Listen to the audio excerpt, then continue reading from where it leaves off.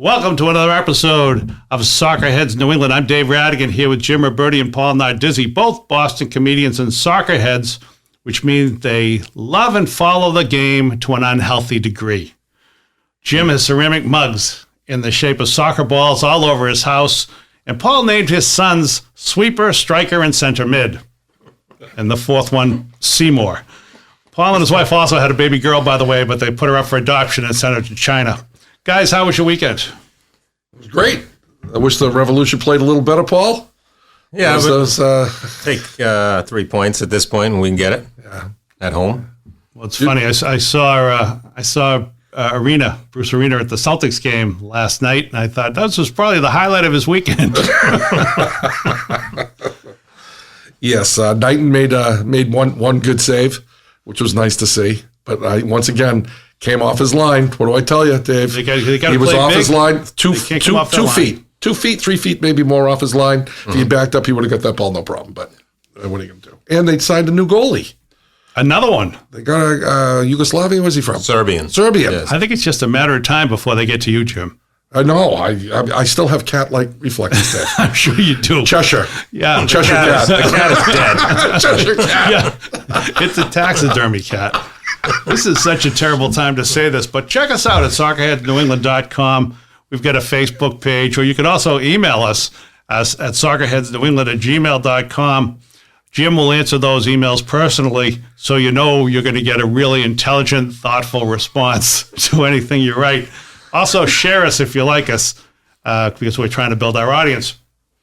With us for this podcast, as always, is our engineer, Dale Lawrence, who is here because Paul bribed him with an ice cream sundae. And we also have a guest, photographer Luke Stergiou, who shoots the New England Revolution and other levels of soccer here in the New England region. We're going to talk to you in a second, Luke, but some listeners, okay, we only have one listener, Luke.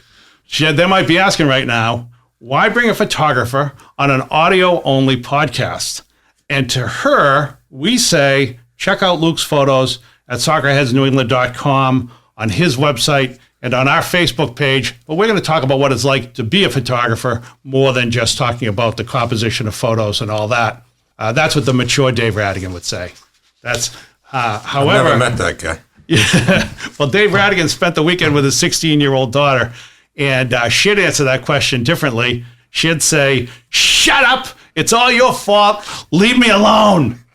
Which brings me to our first question for you, Luke. Do you have a 16-year-old daughter? No, I do not have a 16-year-old daughter. Okay.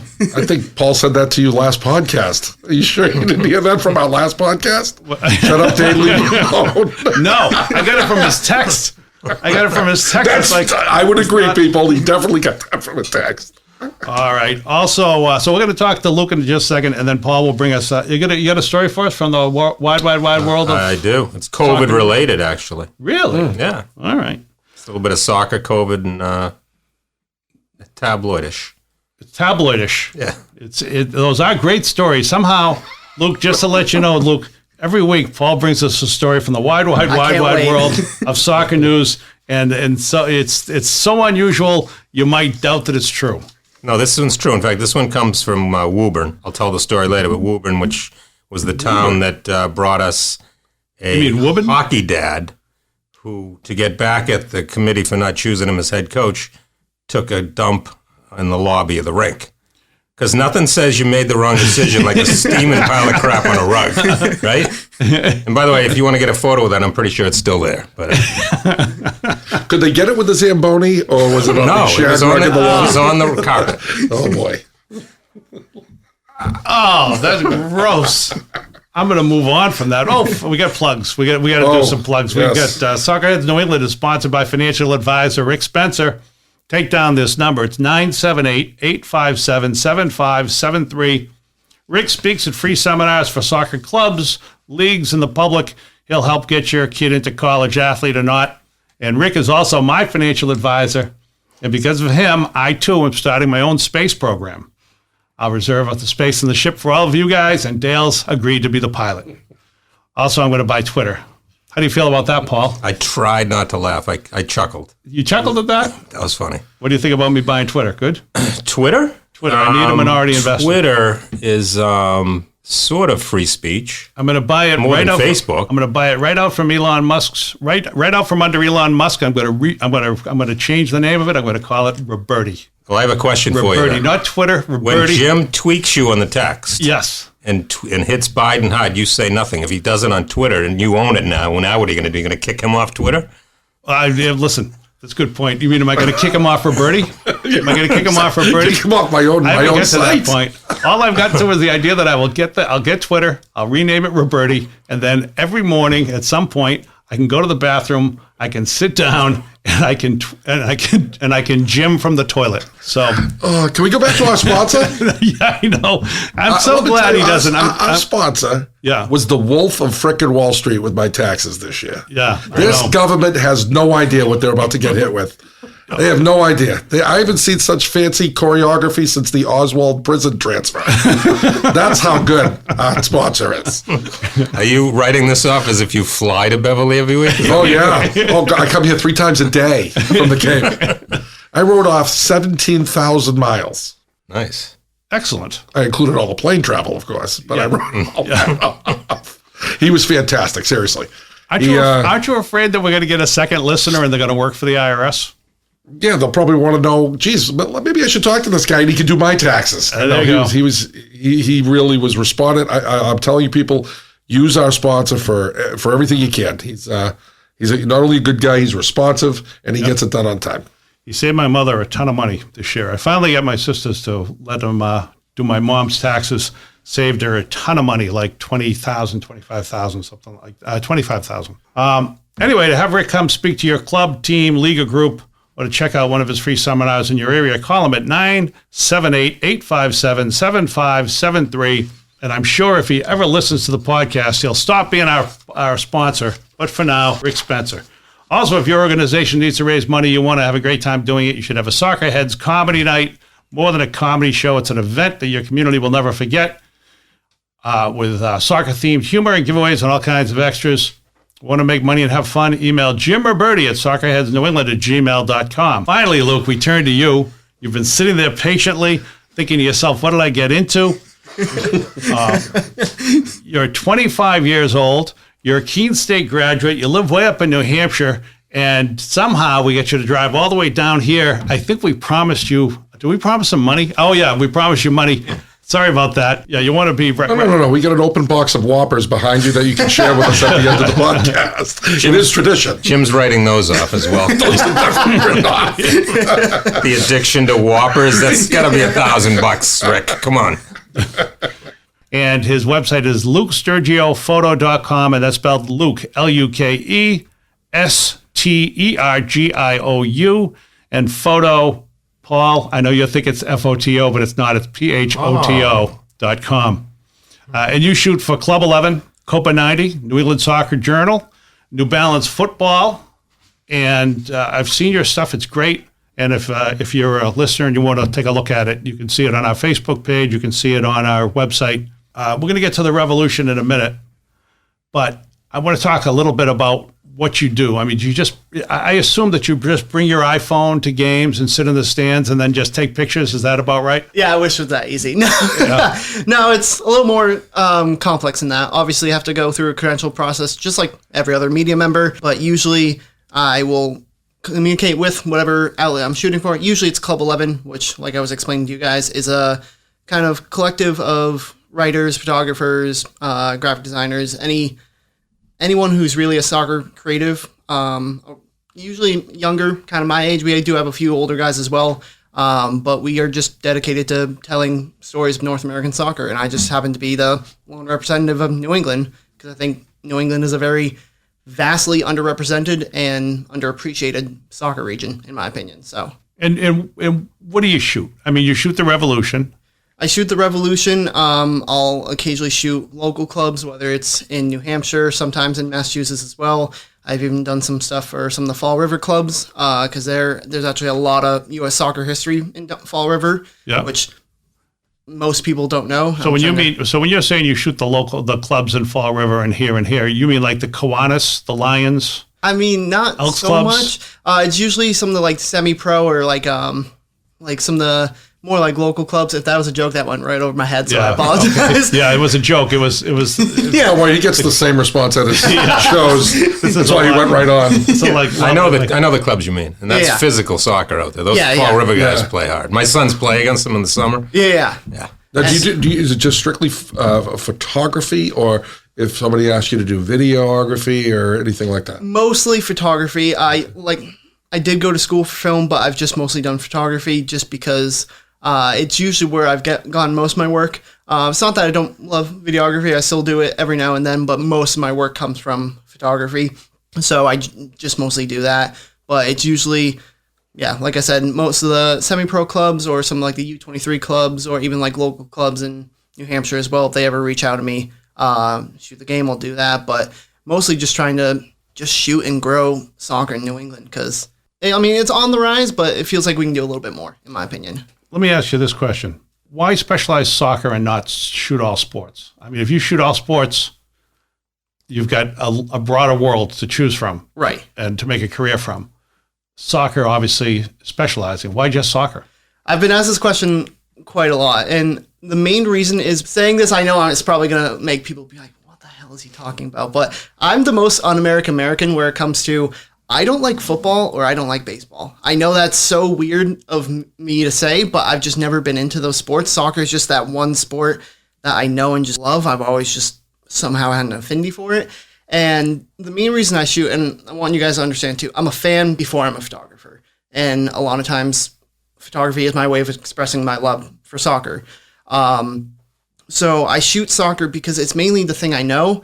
And also too, with a lot of other sports like football, basketball, baseball, there's so much media coverage around it, and it's sometimes even hard for me to get into games as a photographer. Like I've even tried to see if I could shoot a Celtics game, but it is very difficult to get in just because there's already so much media coverage. I've even reached out to some of my friends who have shot out Celtics games before, and even they say it's sometimes very difficult to get it because it's kind of more, I don't want to say secluded, but it's definitely a much more restrictive access to it. And with soccer, what's nice is I got my start young, and it's still small enough to where a lot of younger photographers, videographers, or creatives can get into the sport, but not have to worry about a really restrictive media process. So that's why I shoot soccer, because it's a sport I know and love the most, but I also feel like it deserves more attention, and I'm just trying to help grow it through photography. So I'm just going to make a prediction. Luke, before I ask my question. Yeah. You played soccer. I did. You're right-footed, and you played right back. Wow. Yeah, all right. That's I can just tell, Dave. I can just tell by looking at people. I had already written that to Jim in a note. Yeah, okay. I passed him a note, said I bet he was a right fullback. And they didn't ask me that either. Tonight. You did. Yeah. So here's my question, Luke. You know why I didn't ask him? Because I thought anybody can see just looking at him. I had a 1 in 11 chance. Well, actually, no, because he might have never played.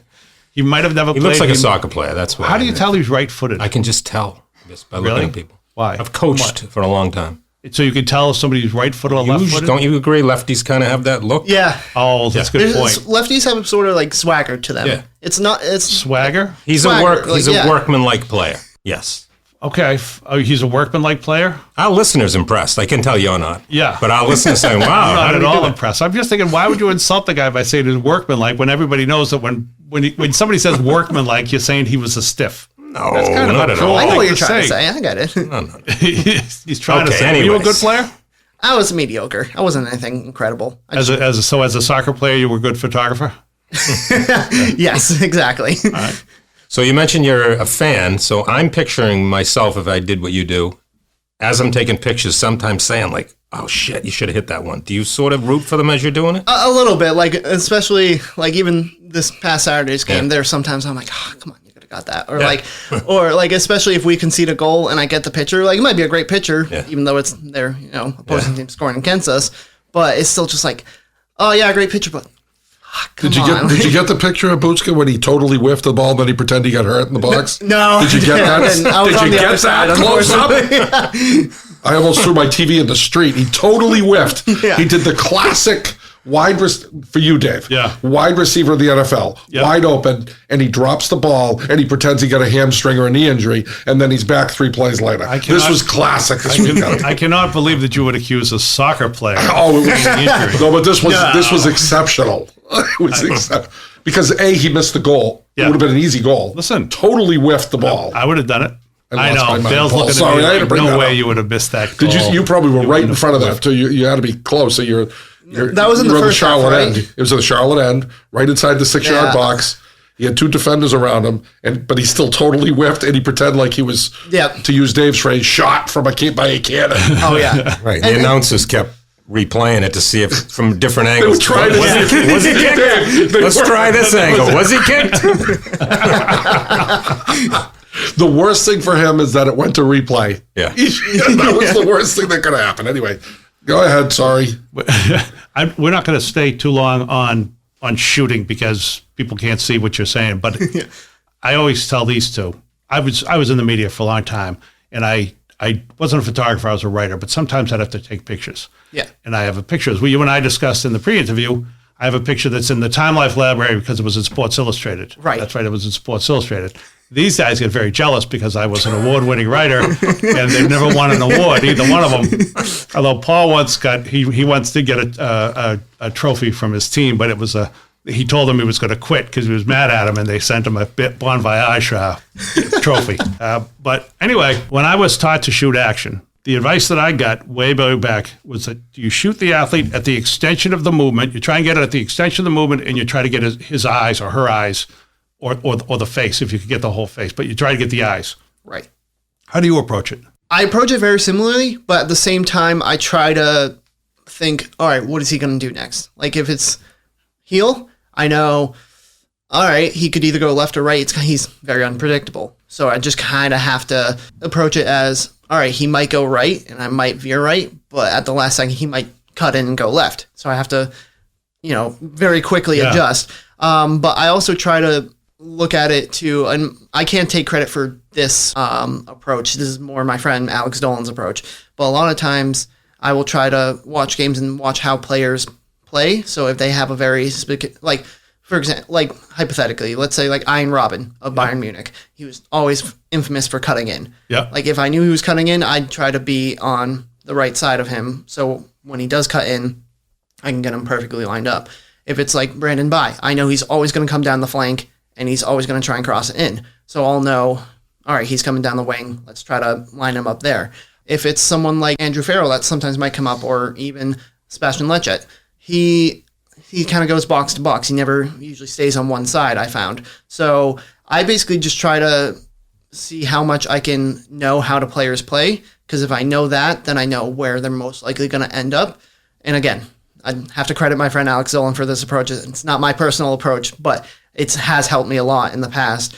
But even if, let's say, we're playing, I was going to say Houston, but I don't even know if he's on Houston anymore. Darwin Quintero, he's known for, going down the flank and then kind of cutting in and just kind of trying to weave his way through the defense. Well, it's interesting. So somebody like Carlos Heel, yeah, he's actually harder to photograph because of his brilliance, his artistry. Exactly, yeah. Makes him harder to photograph because you can't anticipate. So how do you do it with him? You just guess? Yeah, you just have to guess and hope you get it. And then sometimes, like, you might think he's going right, and that last second he cuts in left, and then a defender comes in and totally blocks him out. It's happened to me more occasions than I like to admit, but... Well, like you would say, Dave, wait till he gets tapped and when he falls on the ground. Oh, yeah. You get plenty of get him on the ground. If you want to get Dave, you just hang by the bench. Very funny. So how often, I mean, and this is the thing too, if you're anticipating that he's going to go right and he goes left, you might still get the shot, but you might get his back. Right. And so how successful are you anticipating? I mean, how many shots, if you shoot how many shots do you, how many frames do you shoot at a game? It depends on how much action there is in the game. If there's more than 3 goals, close to 1,000. Okay. If it's a lower scoring game, like maybe a 1-0, 1-1, maybe like between 500 and 800. I used to take a lot more. Now I'm kind of more reserved in what I shoot, and I try to mostly focus on the action that I know, like, will usually, tell the story I need it to. If it's a lot of times, like I said, Brandon Bai always comes down the wing. I can get a million shots of those, but it's usually going to look overall the same. So I might only get like 2 sequences of him running down the flank. But if I can sense like, oh, actually, maybe everyone's lined up perfectly, this might turn into a goal, then I'll shoot that. But most of the time, I usually try to try to stay around the 800, 900 frames range. If it's a lower scoring game, or if it's like a really crappy game, like one of the snow games, or like a really rainy day and it just like not much happening, I'll try to tone it down to like 600, 700, or 500, 600. Okay. But again, it just depends on the game. So let's say you get 600. You get rid of some at halftime and then some after the game, or do you you just go through them at the end of the game and get rid of? I mean, it depends on the game. If it's a like high scoring, high energy match, then usually at halftime I'll go through and rate the best ones usually and try to delete the blurry ones or just ones that are out of focus. If it's a slower match, I'll usually just kind of wait till I get home because I know I don't have a whole lot anyway, and I'll just go through and sift through them there. But if it's a game like yesterday where we had one goal and a lot of action near me, I will try to do, especially if they're at the other end or someone's down, I'll just try to do a quick look at my camera, rate the ones, delete a few like blurry ones or soft focused ones, and then just kind of go from there. I try not to look at my camera too much during the game. But if it's a moment where they're at the end or like it's a away corner or someone's down with a potential injury, that's when I usually try to do it. But most time I'll just usually wait till I get home to sift through everything. So what do you do at halftime? Do you just relax? That's I guess my most question. Most time I'll relax if there's something going on at halftime. Like I know at the Red Bull game they had the Revs amputee team. I was shooting that. Oh yeah, that's cool. And they're doing incredible things. Nico Calabria, the captain, that guy can play. I never thought in a million years I would have that much fun shooting a. So you were down on the field for that. Yep, yeah. I was already on the field anyway, and was able to get on the field for that. But most time, I usually just go back into the media workroom, relax a little bit. If it's raining too, I usually tend to go in there, just kind of dry off a little bit. But most of the time, I'm usually just relaxing, and if it's a nice game, I'll just stay out there anyway. So Jim's got a question for you, and this is Jim's question: is when you're shooting a goalie, how do you tell what his best side is, and what happens when your goalie that you're shooting has no good side? How do you take a picture of him? Luke, pay no attention to the man at the end of the table. It'll only give you an ice cream headache if you listen to him for too long. I have a good question because I know people are going to ask this who are listening to the show. How on earth do you make money doing it? So you see where I'm going with this. You take all these pictures, you have beautiful pictures. What's your next step, Luke, after you have all these great pictures? What are you doing with them? Right. So the sad, unfortunate truth, especially in soccer media, is there's not a whole lot of money. A lot of times when I'm shooting the Rebs, I'm not getting paid. I'm doing it purely out of my passion for the love of the sport. There are sometimes I will get paid. I mean, I'll be honest, this past game against Charlotte, I was contacted by Charlotte to shoot the game for them, and I was going to get paid. Then literally the day before, emailed them just to check in, make sure everything's good. They're like, oh, sorry, we can't hire you. Don't have the budget, or the away budget was being allocated for something else. That's awful. And it was kind of annoying because it's like, at least tell me a couple days before and not 24 hours before kickoff. Welcome to the world of newspapers. Yeah, seriously.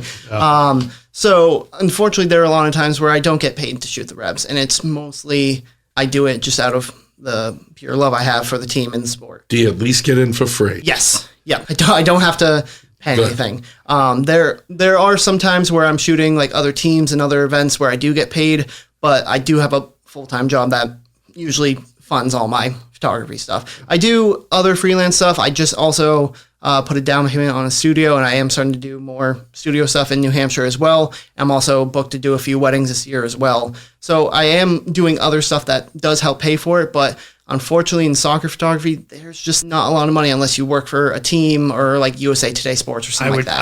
I would say you'll find that the more you work, I mean, he's a young kid. He's building up his portfolio. As you build your portfolio, the money will come. Exactly. Yeah. And did you ever think like maybe these kids in high school who remotely think they're going to be the next MLS player?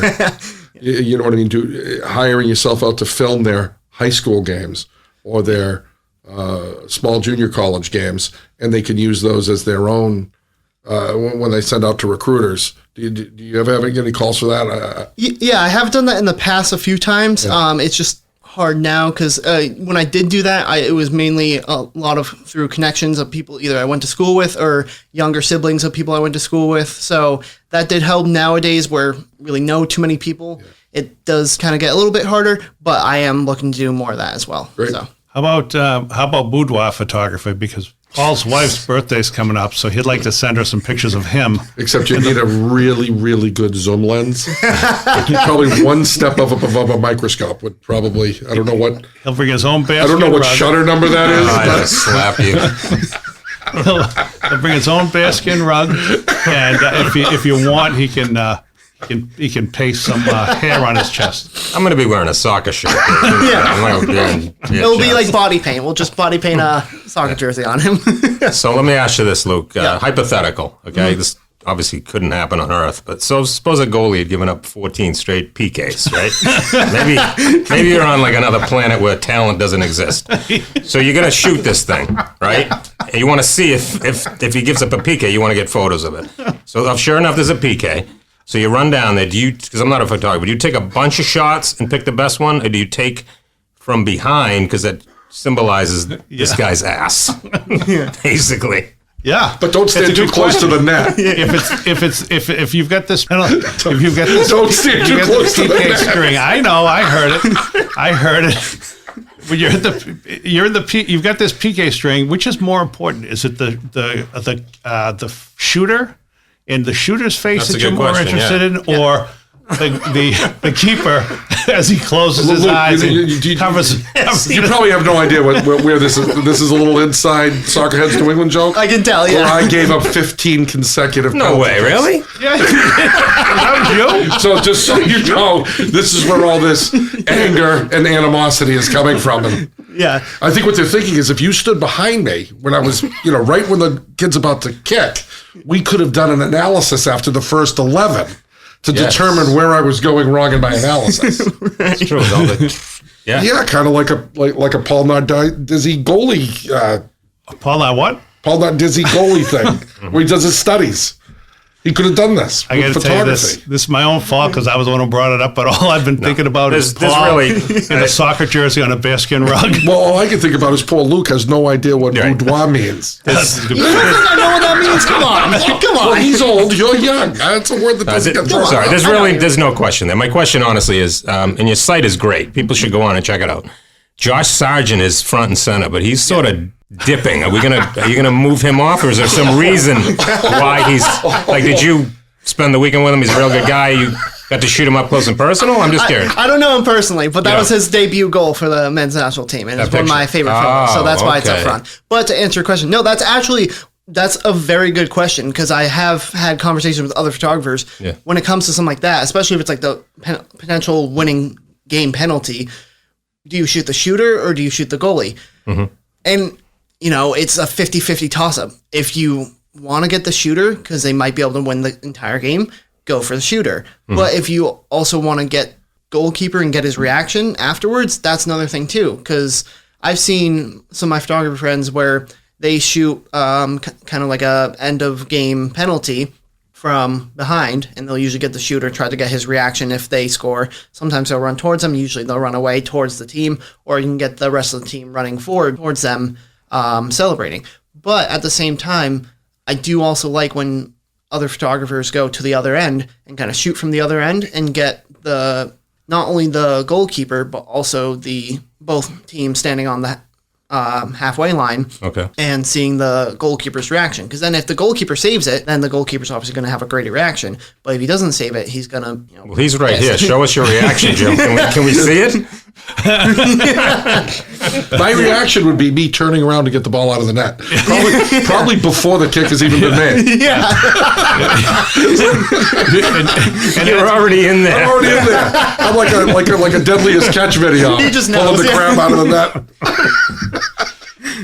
One of the interesting things about sports photography I found is the most famous picture, I believe, in New England sports history is the famous Bobby Orr flying Bobby classic picture when they won the Stanley Cup, and that was taken. The guy who took that he was a good photographer, but he was in the right spot. Right spot at the right time. And there were a lot of good pictures of that goal, but there's only one from that angle through that little hole in the glass at that time. And there were others that caught the action, but he happened to be in that spot. And so if you look it around, if you put them all together, you can actually see it from different angles, like see exactly what you're talking about. Right. Can anyone get a sideline pass?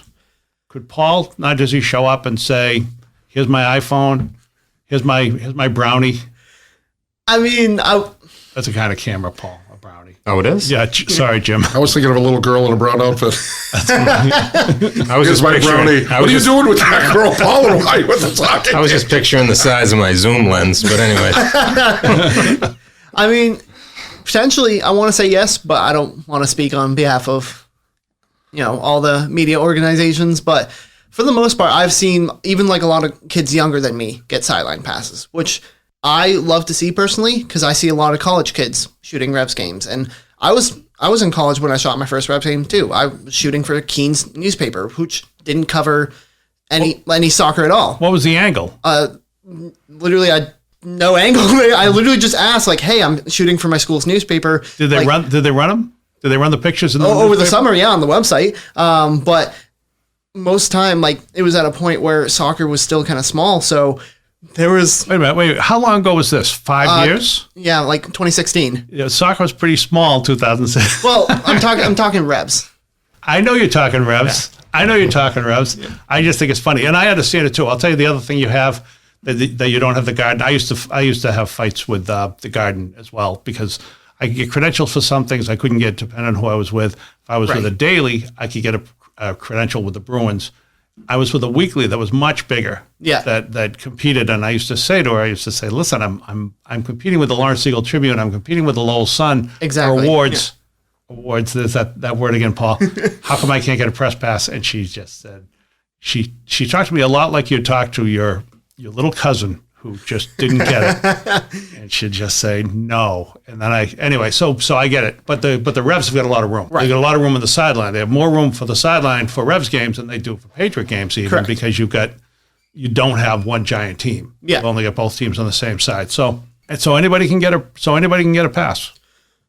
We should tell our listener.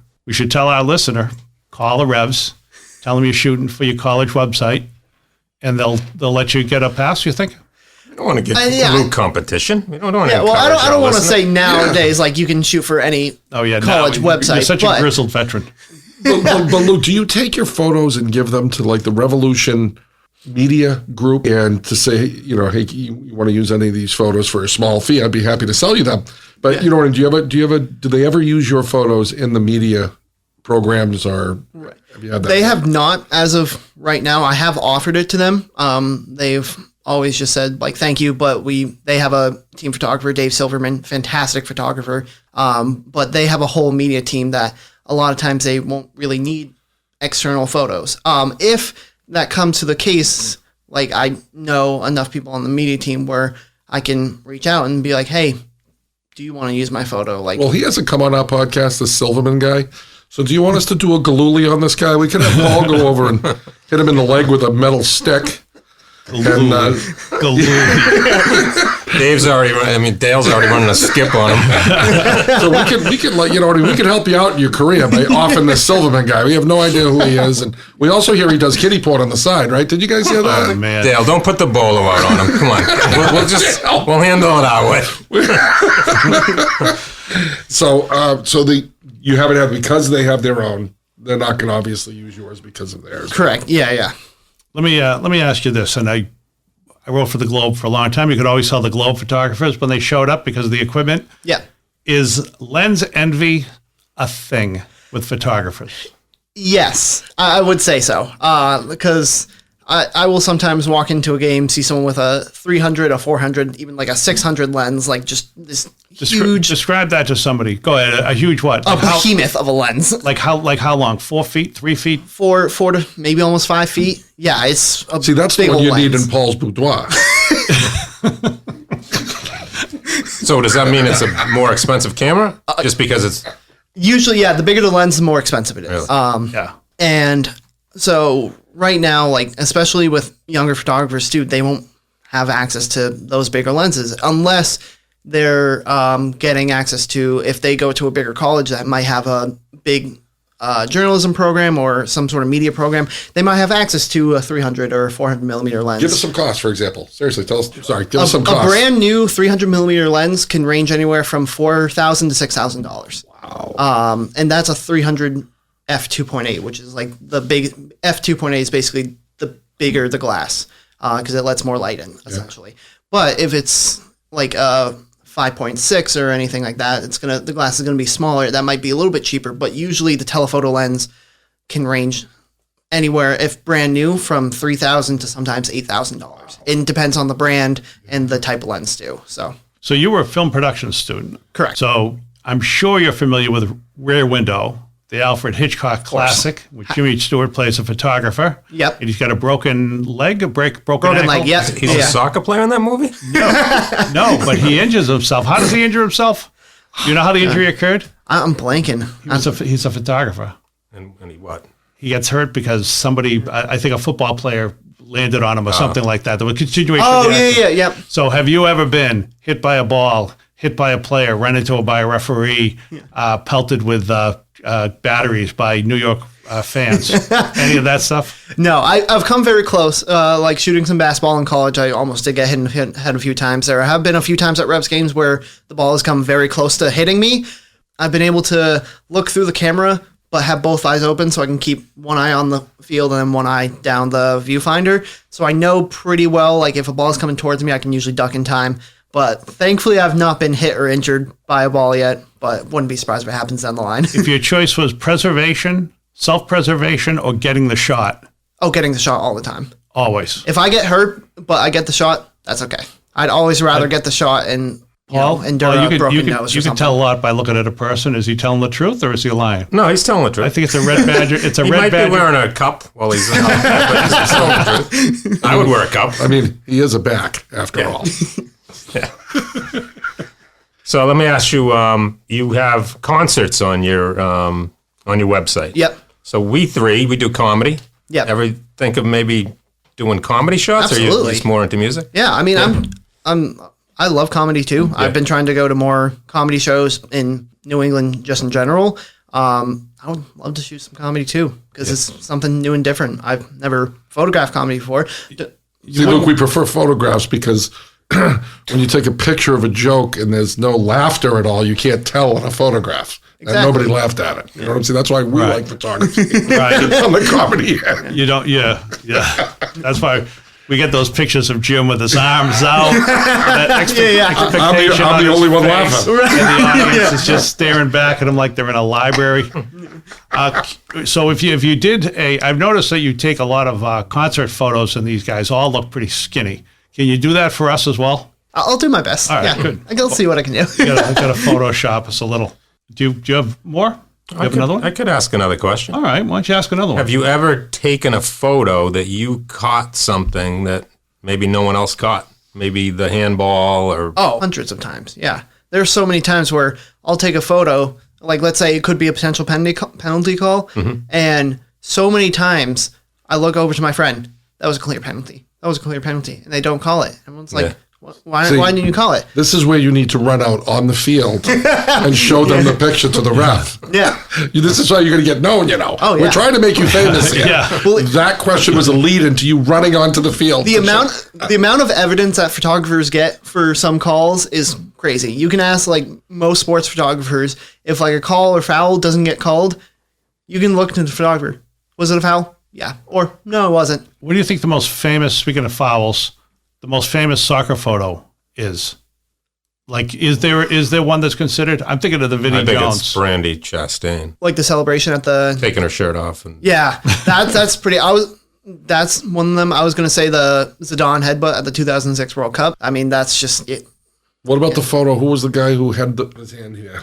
Maradona, Hand of God. Yep, that's iconic too. That's the big one, Hand of God one. Yeah, I mean, that's clearly is showing that's a handball, but they didn't call it. Granted, there's a lot more to that photo and a lot more context in that general situation. But well, how many times do we see a replay where you see it from one angle and it looks like one thing's going on, then you see it from another angle and something else is going on? I think the same thing could happen with a photo. Oh, absolutely. So it wouldn't be considered conclusive. Yeah, I mean, it depends on what's happening. If it's like a penalty call or like trying to figure out who hit it last, I can tell you most of the time, like, oh, like he got it last or he got it last. So okay, you know the Vinnie Jones photo? I'm not familiar. Okay, it's probably before your time. A defender named Vinnie Jones. He's become a heavy in movies and a character actor. Yeah. But he was marking a player in a European league, and he was marking him, and he had his hand on the player's shorts, let's say, to mark him. and looked pretty painful. Pretty painful. Yes, Premier League player, right? Or yeah. Okay, yeah, I know what you're talking about. Yeah, remembering it. Yeah, it's not the most famous picture, but it's definitely one of the most unflattering ones. It was famous to me. Famous to me. I saw that and I thought, I'm not going to play that game. That game's all right. So where do you hope to go with this? Anywhere up, basically. Yeah. I mean, I'm just trying to go anywhere and everywhere. You want Silverman, whatever his name is. You want his job. That's where we're going with this. I mean, down the line, I wouldn't hate it. Yeah. But I mean, I would love to be a Revs team photographer one day. See? But at the same time too, like I would love to just be able to be paid to cover New England soccer for a living. I mean, we're getting more teams. There's a team coming to Vermont. It's kind of a U23 semi-pro team, but the people behind it, I don't know personally, but I've seen what they've done in the past for other media companies and stuff, and what they are doing is incredible. There's a team coming to Portland, Maine. Once they start playing, I'm going to try and get up there as well. There is a team coming to New Hampshire, but the most frustrating part is there's nothing's come to fruition. It was announced in 2020 that USL League One team was coming to New Hampshire, and all we've gotten since then is news that they were planning on building a stadium, like a 5,000-seater stadium in Londonderry, New Hampshire. Other than that, there's been no name update, team update, whatever. And it frustrates me beyond belief because I was beyond ecstatic when I heard we were getting a team in New Hampshire. I was like, this is awesome. I'm a lifelong New Hampshire resident. I love soccer. The fact that we'll have a team here, no matter how small, I didn't care. I was like, we're getting a professional team here. And now I don't know what to expect anymore. I got my hopes up, and now, unfortunately, there's just nothing. Well, there was this thing that happened in 2020, this COVID-19. That shouldn't get in the way of soccer days, is what I'm trying to say. Are you going to go to the Hartford game on Wednesday against the Red Bulls? Probably not, just because Hartford is a bitch to drive to, especially from New Hampshire. It's about a 2.5-hour drive for me, and Let me borrow your camera. I'll head over there and I'll tell you what Paul and I are going to do to help your career. We're going to call you last minute to let you know that Mr. Silverman can't make the game for some You've called him three different names in the last 10 minutes. That's because I don't want anybody pinpointing who I'm talking about. How's that Bolo coming down? We'll be, hey, Luke, today's the game. He can't make it. Get down there. He's in Paul's truck. Look at this scene here. I got one final question, but do you guys any more questions? No, but thanks for coming in. I appreciate it, guys. Thank you so much. This is interesting stuff. So far, it's been really good because I thought Jim was going to tell you that you're a young kid, you're doing great, blah, blah, blah. That stuff, which I always hate. And Dale, luckily, will take it out if he does say anything nice to you. But it's like, why be nice to a guest? It's just gross. Nobody wants to hear that. But I do have this question, all right? You're working very hard at this. You're hoping to make it you're hoping to make it a living. Mm-hmm. We've had people all the time. I have a friend who bought her mother a house with the money she made from a sitcom that she had in LA. Right. And she would still come home and people would see her who knew her in the grocery store and, are you still doing that comedy hobby that you're doing? Paul, do people think it's a hobby with you? Oh yeah, for years you're still doing that comedy. Yeah, you're still doing that comedy. You're still doing that priest thing? Like what kind of question is that? Yeah, I listened to I find that psychologically concerning that you just arbitrarily. Well, that's the question that a priest has asked me. Yeah, you're still doing that comedy thing. So do people still think it's a hobby? Do people suggest to you that what you're doing is a hobby? Not as much as I used to. Like in high school, it was a little bit like that, but now it's more like, they see it as a profession. Yeah. Like they're like, okay, he's gone pretty far with this. Did you say in high school they thought it was a hobby? Oh yeah, it was a hobby in high school. But he was just taking pictures of cheerleaders and stuff back then. It was high school sports, so you're not totally wrong. In the dressing room. There's only one angle needed for that. Front and center. From the hole of the wall of the dressing room. Yeah, we know, Luke. Don't worry. You can't shoot for the yearbook if you're taking improper pictures, Jim. This isn't the Cape. I suggest that can Luke be part of Paul's question? And, I think we should wrap him into your story and get Luke's opinion as a photographer if he was taking a picture of this. Okay. Are we doing the tabloid, or do you have something else? No, we're going to move on to the wide world of. I thought we'd have any other questions you'd like us to ask? No, I think you guys Any have questions covered for it, us? so. Do you want to ask Jim something? Yeah, you want to ask Jim something? Is he okay? Yeah. So when is it going to be 16 goals consecutively? Oh, you miserable bitch. Jill, set the net up out in the backyard. I think I got this one. Jim I said actually that had 15 to. times in a row. Jim had to. Yeah, but you never had a right back shoot on it. That's right. Well, you're right back. There's a chance you're going to miss the net. I may have a chance there. I don't think. I think maybe the chance would be that it hit the net. Anyway, yeah, Jim actually had to quit playing because of concussions. He was actually a pretty good goalkeeper, and he had to quit because of concussions. And I know, looking at him and talking to him, you wouldn't think that he had a head injury, but we do.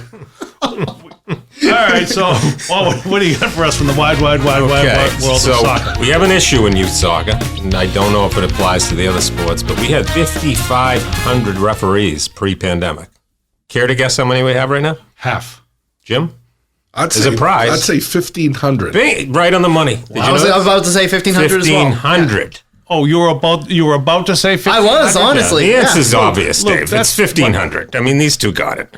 Again, he doesn't know soccer. All right. So because of this, we have no ref games, and we have parents reffing games. Oh, no. Oh, no. So, yeah. So in Woburn, this father's reffing his 14-year-old, and the ball goes off out of bounds, and the kid takes it and runs over to the corner with it, which you're supposed to do whether it's a goal or not, influence the call. But the father says, no, that's a goal kick. So the kid takes it and punts it at his father's nuts. His own father. And the guy's down. Seriously, they took him to the ambulance. Took him to the ambulance to the hospital. He was pissing. You know, that could have been Luke's entire career. If he got that picture, Luke, That would have been amazing. You would have been. The guy was pissing blood in the hospital. So I'm just going to say this. Nowadays, there's two sides to everything. Like when that Chris Rock thing happened, I thought everyone would be on Rock's side. But you go on Facebook and it's split. People are on. So I'm going to take the kids' side. There's a shortage of refs. You should know you're important. You should be wearing a cup.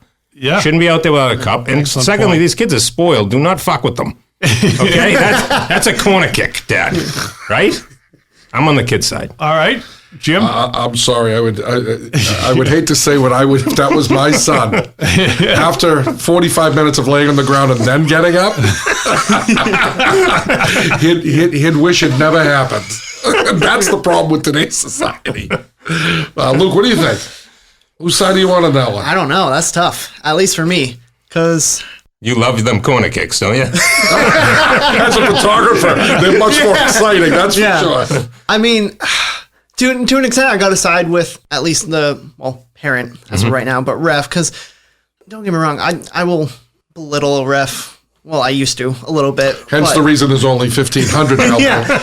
But at the same time, too, like you can't call everything as a ref. Granted, as a parent, there might be some preconceived like feeling towards it. Right.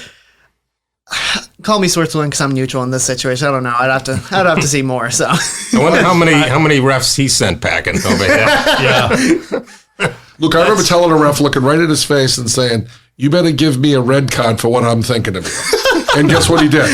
He gave me a red card and I got thrown out. Would you have plans that night? I actually did. No. I was down 3-0 late in the game there. I didn't want to give up another goal. Either that or maybe it was 0-0 and he thought it was going to go to PKs at the end. did you forget it was you and your wife's anniversary?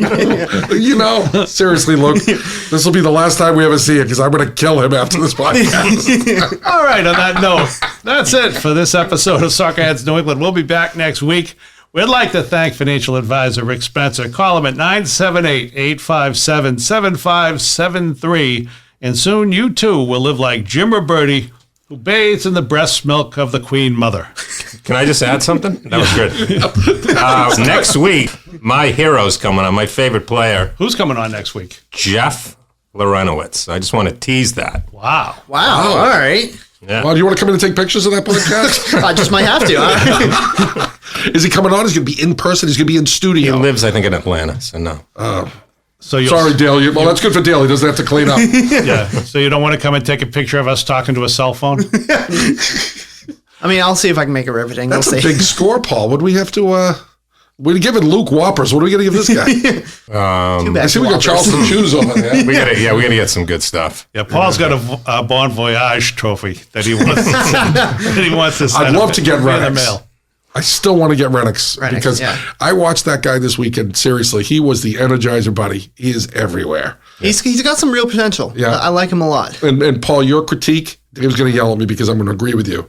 We are too busy crossing the balls, too busy playing the crossing game. Granted, we're good at it. Yes. They're good at it, but nothing up the middle. Nothing. I would agree with that. Like that Ruiz, what's his Ruiz, that guy from Charlotte? Yeah. That's the kind of player we need.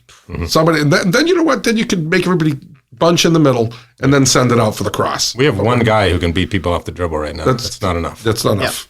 I agree. Sorry, Dave. We had to kick that in there. Okay, we got to get back. We got to get back to closing. This is good. You're gonna tease everything at the end when everyone stopped listening.